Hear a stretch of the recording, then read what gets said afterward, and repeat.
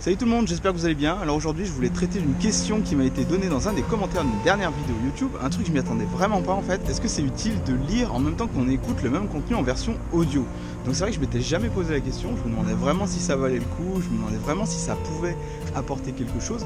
Et force est de constater que j'ai fait les tests. Et oui, ça apporte vraiment énormément de choses au niveau compréhension, au niveau mémorisation. Et bon il faut pas le faire pour tous les livres parce que déjà c'est cher parce qu'il faut avoir la version audio plus la version PDF ou version liseuse d'un même texte, la version numérique. C'est pas mal du tout, ça stimule la mémoire auditive en plus de la mémoire visuelle. Il manque un peu le contact avec la page, donc ce que j'appellerais un peu la mémoire kinesthésique, mais c'est tout à fait envisageable de fonctionner de la sorte si c'est vraiment votre truc et si vous avez un peu du mal à rester un peu sur à comprendre un peu ce que vous lisez ou votre esprit se distrait vite. Ça garantit pas que votre esprit ne va plus jamais se distraire avec ça, mais déjà ça vaut le coup d'essayer. Moi j'ai essayé, j'ai eu quelques bons résultats. Tiens, en parlant d'Audible, sachez que si vous passez par mon lien dans la description ci-dessous, vous allez avoir accès à une offre exclusive parce que j'ai noué un partenariat avec Audible qui vous permet d'avoir une très bonne réduction sur votre premier livre, même de l'avoir gratuitement. Donc c'est très intéressant. Booster votre mémoire est toujours très bien classé dans les ventes d'Audible, donc j'ai d'excellentes relations avec eux et le livre audio c'est quelque chose auquel je crois fondamentalement. Pourquoi ? Parce que tout simplement vous pouvez l'écouter de partout. Donc dès que vous avez un petit peu de temps mort, plutôt que d'écouter des conneries ou du divertissement, si vous n'en avez pas vraiment besoin de ce divertissement, donnez une chance au livre audio ou au podcast en général, vous allez voir que vous allez apprendre énormément de choses et puis ça va se transformer en moment plaisant parce que quand votre cerveau il absorbe plein d'informations, quand c'est des informations intéressantes, du coup il est beaucoup plus heureux. J'ai également une grande nouvelle à vous annoncer puisque vous m'avez suivi tout au long de 2018 pour le défi 1 livre par semaine pendant 52 semaines. Sachez que je vais recommencer en 2019, un petit peu plus tard que l'année dernière certes, mais je vais continuer le défi sur une autre chaîne, je vous en avais parlé déjà. La chaîne est prête, donc je vous ai préparé un petit best-of sur le dernier défi, un petit peu tous les meilleurs moments de cette dernière année et je vais vous présenter un peu cette nouvelle chaîne, comment elle va s'appeler, comment elle va s'articuler, ce qui va se passer dedans, donc j'espère vous y revoir nombreux. Alors la suite ça va être quoi ? La suite ça va être toujours de fonctionner avec un livre par semaine pendant 52 semaines, pendant un an, pendant plus, parce que une fois que vous avez pris l'habitude de lire, c'est ça qui est magique, c'est que vous revenez plus jamais en arrière. Vous avez vraiment envie d'en avoir un peu plus, vous avez vraiment envie d'apprendre toujours plus de choses et c'est devenu une drogue en fait. Il y a des gens qui sont drogués au sport, il y a des gens qui sont drogués à plein de trucs, même au divertissement, mais moi je me suis découvert une nouvelle drogue, c'est la connaissance, apprendre de nouvelles choses et je me suis rendu compte également que ça c'est des choses que j'avais pas vues tout de suite, mais ça me donne plein d'idées pour tourner des vidéos, plein d'idées pour écrire des articles, ça me donne énormément également de contenu et de références quand j'écris mes livres, donc indéniablement c'est la meilleure décision que j'ai prise en 2018, celle de lire un livre par semaine. C'est un défi, au début ça partait comme un défi, maintenant c'est une activité, je dirais pas que c'est facile parce qu'il y a certains bouquins qui sont vraiment très épais, mais voilà quoi. En plus les ouvrages de non-fiction, il y a beaucoup de gens qui m'ont dit au cours de l'année mais moi je pourrais pas, moi je lis beaucoup de livres en fait, je lis déjà beaucoup de livres, je lis plus de 2 romans par semaine et tout, mais en fait c'est pas pour minimiser, mais lire de la fiction, lire des romans c'est beaucoup plus facile que lire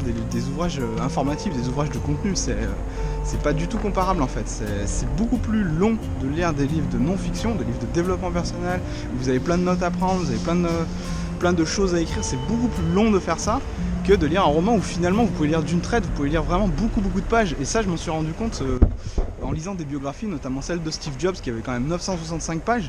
Si c'était 965 pages de pur développement personnel ou de pur contenu informatif, ça aurait été à mon avis presque impossible de le faire efficacement en une semaine parce qu'avec toutes les notes à prendre, tout ce qu'il faut noter, tout ce qu'il faut mémoriser, ça aurait été impossible quoi. Notre conseil, vu qu'on est dans les livres audio, dans tout ce qui est mémoire auditive, c'est quelque chose qu'on ne sollicite pas assez.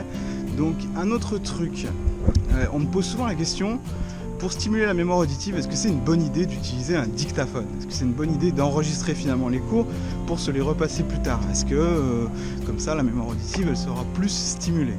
C'est très rarement une bonne idée en fait, parce que la plupart des gens qui utilisent cette technique ou qui veulent l'utiliser tombent dans le piège où ils prennent l'intégralité de ce qu'ils ont à prendre en audio et ils se rendent compte plus tard que la qualité sonore était pas top, ça grésille, et le problème c'est que quand la qualité sonore est pas top, au bout d'un moment vous décrochez un petit peu, c'est beaucoup plus difficile pour la concentration.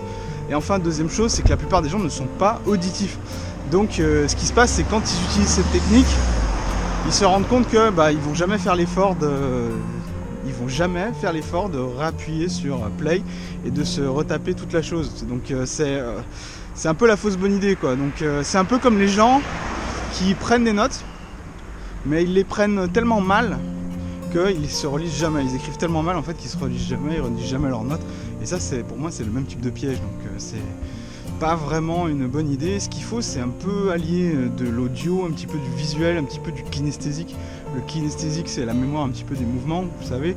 Donc réécrire les choses, prendre des notes, ok. D'ailleurs, j'ai une super vidéo à propos de comment prendre des notes de façon efficace que vous avez adoré, qui se trouve en cliquant là-dessus ou là, je sais plus. Je sais plus dans quel sens se tourne la vidéo. Donc l'idéal, c'est de bosser un petit peu toutes les trois mémoires à la fois, auditive, kinesthésique, visuelle. Mais alors comment on bosse l'auditive si prendre avec le dictaphone, c'est pas souvent une bonne idée? C'est une excellente question.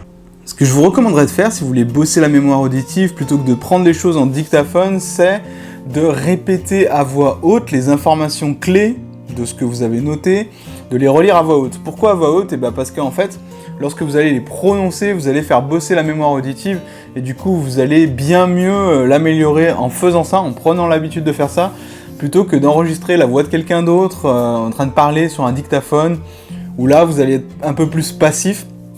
Quand vous redites les informations à voix haute vous-même, vous êtes acteur finalement de l'information, donc c'est beaucoup plus puissant pour votre mémoire que si vous êtes simplement spectateur. Un autre moyen peu connu de faire travailler la mémoire auditive, c'est répéter les informations à voix haute, oui, mais faites-le également en utilisant des émotions différentes. Donc c'est là que c'est intéressant de rajouter un petit peu de kinesthésique, d'émotion en fait, parce que, je rappelle, le kinesthésique c'est mémoire également des émotions, pas que des mouvements. Mais en mettant une émotion dans votre voix, par exemple, vous relisez toute une liste de points clés que vous avez notés avec une émotion joyeuse, ou avec une émotion colère, ou avec une émotion un peu dégoûtée, les 7 émotions principales en fait. Vous allez également créer tout un tas de clés d'accès différentes pour votre information. C'est un conseil qu'on donne aux comédiens, c'est un conseil qu'on donne aux acteurs, en fait, de jouer leur texte, mais sous plusieurs émotions différentes, parce que ça leur permet de travailler leur mémoire auditive et de mémoriser bien mieux leur texte. Et vous, ça va être la même chose. Si vous mémorisez une information de la sorte, vous allez avoir autant de clés d'accès disponibles, autant de possibilités de retrouver l'information si un jour vous êtes interrogé, si un jour vous la recherchez. Peut-être qu'il y aura une information que vous n'aurez pas retrouvée si vous l'aviez dite à voix haute sur un ton neutre, mais peut-être que vous vous souvenez que quand vous l'avez dit de façon triste, ou quand vous l'avez dit de façon joyeuse, il y avait une certaine intonation, et ça, en fait, c'est une chance de plus de pouvoir retrouver l'information. Votre mémoire, elle fonctionne par association, donc c'est pour ça que c'est toujours très intéressant de dire le même message sous plusieurs émotions différentes. Alors même si ça vous paraît bizarre, je vous garantis que vous avez beaucoup plus de chances de retrouver une information quand vous l'avez associée à des émotions au niveau auditif, plutôt que si vous mémorisiez juste un message de façon neutre avec aucune émotion attachée. Même si c'est un lien artificiel, même si c'est une émotion attachée de façon artificielle, parce que vous n'êtes pas vraiment triste, vous n'êtes pas vraiment joyeux, vous n'êtes pas vraiment en colère quand vous lisez cette information, votre mémoire, elle va pas comprendre les choses de la même façon, elle va considérer que vous créez une association, et ça c'est pas plus mal, donc autant l'utiliser à votre avantage. Maintenant, avant de clore la vidéo, j'ai une deuxième annonce à vous faire, écoutez bien. Également, j'ai une collab qui va arriver avec l'un de vos youtubeurs préférés, donc j'ai vraiment hâte. Pour l'instant, j'en dis pas plus, c'est une surprise, puis je sais toujours pas si ça va se faire. Donc, mais c'est en très bonne voie, pour une fois. Je pense que là, on va pouvoir vous proposer une vidéo d'un contenu exceptionnel, donc restez bien connectés. Et je vous dis à bientôt pour la prochaine vidéo. Salut! C'est beaucoup plus facile de lire. Tout ça, ça fait quand même des...